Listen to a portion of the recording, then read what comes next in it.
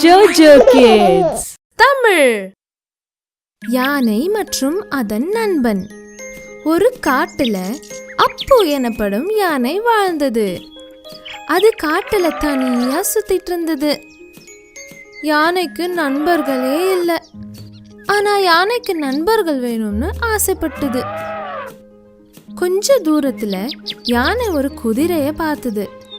குதிரைய கேட்டது, குதிரை தம்பி, குதிரை தம்பி, உனக்கு என் நண்பனா இருக்க இஷ்டமா?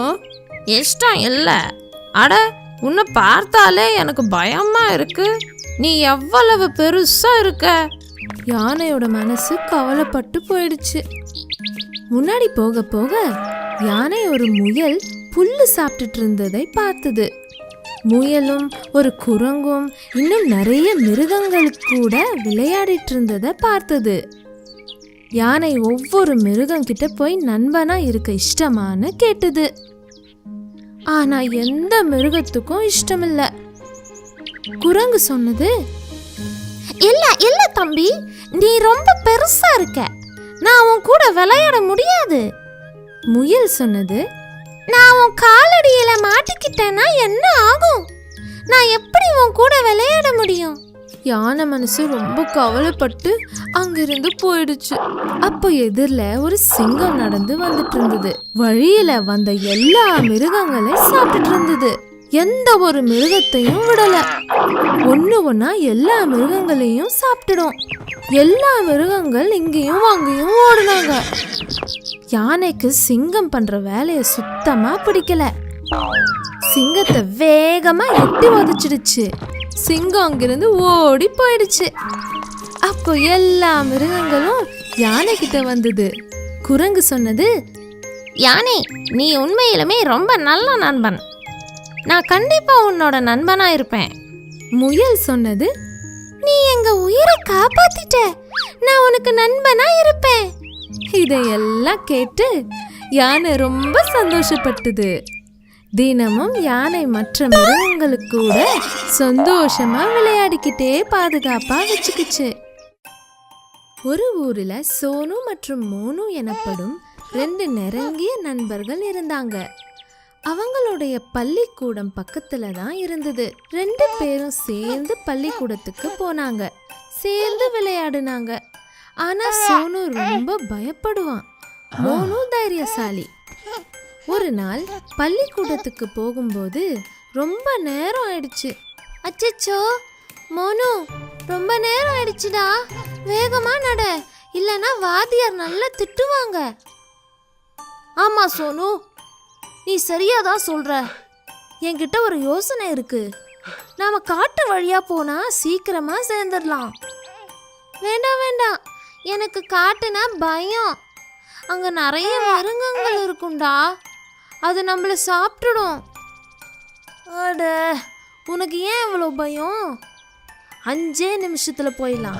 நீ பயப்படாத, உன் கூட நான் இருக்கேன். 2 நண்பர்களும் வேகமா காட்டுக்குள்ள போயிட்டாங்க. சோனுவுக்கு ரொம்ப பயமா இருந்தது. கடவுளே, எனக்கு ரொம்ப பயமா இருக்கு. எங்களை காப்பாத்து. குறை ஒன்றும் இல்லை மறைமூர்த்தி கண்ணா. காட்டுல இருந்து வெளியே போக இன்னும் கொஞ்சம் தூரம் தான். அப்போ திடீர்னு ஒரு மிருகம் கத்துற சத்தம் கேட்டது. அச்சச்சோ, இது பாலு கரடியோட குரல். மோனு பயந்து மரத்து மேல ஏறி உட்கார்ந்துட்டான். பாவம் சோனுவுக்கு ஒண்ணுமே புரியல. அவனுக்கு மரத்துல ஏற கூட தெரியாது. அப்ப சோனுவுக்கு ஒரு யோசனை வந்தது. டக்குன்னு தரையில படுத்துட்டு மூச்சு பிடிச்சுக்கிட்டான். கரடி வந்தது. சோனுவை நோந்து பார்த்து சோனு செத்ததா நினைச்சு அங்கிருந்து போயிடுச்சு. மோனு மரத்துல இருந்து இறங்கி சொன்னா, இன்னைக்கு நாம தப்பிச்சிட்டோம். ஆனா பாலு உன்னோட காதுல என்ன சொல்லிட்டு போனான்? பாலு என்கிட்ட சொன்னா, சோனு நீ ரொம்ப புத்திசாலி, சுயநலமுள்ள நண்பர்களை நம்பாத. இப்பதான் எனக்கு புரிஞ்சிடுச்சு, நீ ரொம்ப சுயநலமுள்ளவன் மோனு. 2 பேரும் பள்ளிக்கூடத்துக்கு போயிட்டாங்க. பிரச்சனை வந்தா நம்ம நண்பர்களை விட்டுட்டு போக கூடாது. ஒரு நாள் காட்டுல மரத்தை வெட்டு வெட்டுன்னு வெட்டுற சத்தம் கேட்டது. ஒரு மனிதன் ஒரு மரத்தை வெட்டுறத முயல் பார்த்துடுச்சு. முயல் அந்த விஷயத்த காட்டு ராஜா சிங்கத்துக்கிட்ட சொல்லிடுச்சு.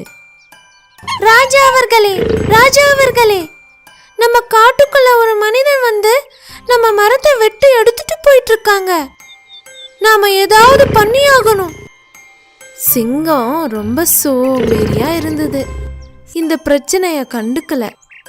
ஒரு மனிதனால எத்தனை மரத்தை தூக்கிக்கிட்டு போக முடியும்? எடுத்துக்கிட்டு போகட்டும், நமக்கு காட்டுல மரத்துக்கு என்ன குறைச்சல்? இப்படி சொல்லிட்டு சிங்கம் தூங்கிடுச்சு.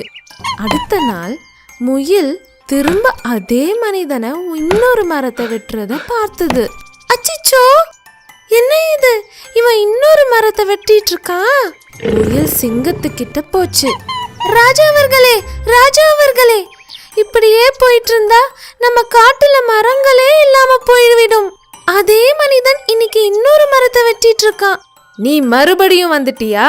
ஒரு மனிதனால நம்ம காட்டுக்கு ஒரு நஷ்டமும் வராது. நீ இங்கிருந்து போ, என்னை தூங்க விடு. இது என்னோட ஓய்வு எடுக்கிற நேரம். தினமும் அந்த மனிதன் வந்தாங்க, மரங்களை வெட்டி எடுத்துக்கிட்டு போனாங்க. முயலுக்கு ரொம்ப கவலையா இருந்தது. ராஜா கிட்ட பலம் இருக்கு, ஆனா புத்தி இல்ல. நான் தான் ஏதாவது பண்ணணும். அடுத்த நாள் முயல் ஒரு திட்டம் போட்டு சிங்கத்துக்கிட்ட போச்சு. இனிமே இந்த காட்டுக்கு உங்க சேவை தேவையில்லை. புதிய ராஜா வரப்போறாங்க. என்ன சொன்ன? புதிய ராஜாவா? இந்த காட்டுக்கு நான் தான் ராஜா, வேற யாரும் இல்ல. நீ ஏன் அப்படி சொன்ன? நான் என்ன சொல்லுவேன்? உங்ககிட்ட நான் என்ன சொல்லுவேன் ராஜா? உங்களுக்கு விஷயம் தெரியாது போல இருக்கு. மரத்தை எல்லாம் வெட்டின அதே மனிதன் தான் இப்ப ராஜா ஆயிட்டான். அவன் நேத்து தான் என்கிட்ட சொன்னான், அவன் தான் இனிமே ராஜான்னு. இந்த காட்டுல எந்த சிங்க ராஜாவும் இல்லைன்னு அவன் நினைக்கிறான். இருந்திருந்தா இத்தனை மரத்தை வெட்டி இருக்க முடியுமான்னு கேட்டான். அவ்வளவு தைரியமா அவனுக்கு? வா, இப்பவே நான் யாருன்னு காமிக்கிறேன். புத்திசாலி முயலோட திட்டம் வெற்றி அடைந்தது. சிங்கம் வேகமா ஓடி ஓடி அந்த மனிதன் கிட்ட வந்துருச்சு. பாவம், அந்த மனிதன் மரத்தை பாதியிலே விட்டுட்டு உயிருக்கு பயந்து ஓடியே போயிட்டான். திரும்ப காட்டுக்குள்ள வரவே இல்லை. முயலும் குரங்கும் ரொம்ப நல்ல நண்பர்களா இருந்தாங்க. ரெண்டும் நிறைய விளையாடுனாங்க. அப்பப்போ ஓட்டப்பந்தயம் வச்சுக்குவாங்க. அவங்களை பார்த்து ஒரு ஆமைக்கு ஓட்டப்பந்தயத்துல கலந்துக்கணும்னு ஆசையா இருந்தது. ஆனா யாரும் ஆமை கூட ஓடணும்னு நினைக்கல. ஏன்னா ஆமை ரொம்ப மெதுவா நடக்கும். ஒரு நாள் முயலும் குரங்கும் ஓட்டப்பந்தயத்துக்கு தயாராயிட்டு இருந்தாங்க. அப்போ ஆமைக்கு கூட பந்தயத்துல கலந்துக்கணும்னு ரொம்ப ஆசை வந்துருச்சு. நீங்க ஏன் என் கூட விளையாட மாட்டீங்க? என் கூடயும் விளையாடலாமே. உங்க பந்தயத்துல என்னையும் சேர்த்துக்கோங்களேன் ப்ளீஸ். முயலுக்கும் குரங்குக்கும் ஆமையோட பேச்சு கேட்டு சிரிப்பு வந்தது. நீ இவ்வளவு மெதுவா நடக்கிற, நீ எப்படி ஓட்டப்பந்தயத்துல கலந்துக்க முடியும் சொல்லு? என்னால வேகமா ஓட முடியாதுன்னு உனக்கு தெரியும்ல, அப்போ எதுக்கு என்ன பார்த்து பயப்படுற? ஓஹோ, அவ்வளோ தைரியமா உனக்கு? சரி வா, நான் உன் கூட ஓட்டப்பந்தயத்துல ஓடுறேன். குரங்கு, யார் ஜெயிக்கிறாங்கன்னு நீ சொல்லு. சரி, சூரியன் இறங்கிறதுக்குள்ள யாரு முதல்ல நதியை சுத்தி இங்க வராங்களோ அவங்க தான் ஜெயிப்பாங்க. ஆமா, நதியை ஒரு சுத்து சுத்தி முதலாக யாரு வராங்களோ அவங்க தான் ஜெயிப்பாங்க. பந்தயம் தொடங்கிடுச்சு. ஆமை மெதுவா நதியை நோக்கி போக ஆரம்பிச்சுது. முயல் வேகமா ஓட ஆரம்பிச்சுது. பாதி நதியை சுத்தி முடிச்சுது. முயல் யோசிச்சுது, நான் தான் ஜெயிக்க போறேன். பாவம், அந்த ஆமை மெதுவா நடக்குது, ரொம்ப பின்னாடி இருக்கு. அப்போ கொஞ்ச நேரம் ஓய்வு எடுக்கலாமே. முயல் ஒரு மரத்துக்கு கீழே தூங்கிடுச்சு. ஆமை மெதுவா நடந்து நடந்து நதியை முழுசா ஒரு சுத்திடுச்சு. ஆமை ஜெயிச்சிடுச்சு. குரங்கு ஆமையை பார்த்து ஆச்சரியப்பட்டது. முயலுக்கு திமிரு இருந்ததுனால தோத்துடுச்சு. ஆனா ஆமை தன்னம்பிக்கைனால ஜெயிச்சிடுச்சு. நந்து எனப்படும் ஒரு வியாபாரி மிகவும் இனிப்பான மாங்காய்களை சந்தையில வித்துட்டு இருந்ததுனால அவருக்கு ஊர்ல ரொம்ப நல்ல பேரு. நந்துவோட எல்லா மாங்காய்களும் வித்து போகும். அவர்கிட்ட ஒரு பெரிய மாங்காய் மரம் இருந்தது. அந்த மரத்து மேல ஒரு பெரிய தேன் கூடு இருந்தது. எப்படி இருக்கீங்க ராணி தேனி? நான் நல்லா இருக்கேன். நீங்க எப்படி இருக்கீங்க? அப்புறம் இன்னைக்கு சந்தையில உங்க வியாபாரம் நல்லா இருந்ததா? ரொம்ப நல்லா போச்சு. உங்களுக்கு தான் தெரியுமே, என்னோட மாங்காய்களை சாப்பிட மக்கள் ரொம்ப தூரத்துல இருந்து வந்து வாங்கிட்டு போவாங்க. என்னோட மாங்காய்கள் எல்லாம் வித்து போயிடுச்சு. அதுக்கு காரணம் நீங்க தான். உங்க தேன்கூடு என்னோட மரத்துல இருக்கிறதுனால எந்த பறவைக்கும் என்னோட மாங்காய்களை வந்து பறிச்சு சாப்பிட தைரியம் இல்லை. அப்படியெல்லாம் ஒன்றும் இல்லை. நாங்கள் உங்கள் மரத்தில் கூடு கட்டினாலும் நீங்கள் எங்களை எதுவும் சொல்லலை. உனக்கு ரொம்ப ரொம்ப நன்றி. அடுத்த நாள் மாங்காய்களை பறிக்க போனப்போ நந்துவோட பார்வை தேன்கூடு மேலே விழுந்தது. அடடா, இவங்களோட தேன்கூடு எவ்வளவு பெருசா ஆயிடுச்சு. இதுல நிறைய தேன் இருக்குமே. தேனை சந்தையில வித்தா நல்ல வியாபாரம் நடக்கும். நந்து மனசுல பேராசை வந்துடுச்சு. சரி, ஏதாவது பண்ணியே ஆகணும். இன்னைக்கு இரவு தேனீக்கள் எல்லாம் தூங்கிட்டு இருந்தபோது அவங்களை விரட்டிட்டு தேன் கூடிலிருந்து எல்லா தேனையும் உரிச்செடுத்துடுறேன். பாவம், அந்த தேனீக்களுக்கு நடக்க போற தாக்குதலை பத்தி தெரியல. அன்னைக்கு இரவு நந்து நெருப்பை பத்த வச்சு மரத்துக்கு கிட்ட போனப்போ ராணி தேனீக்கு முழிப்பு வந்துருச்சு. ஆஹா, இவனை நம்ப முடியாது போல இருக்கு. இவனை நான் என்ன பண்றேன்னு பாரு.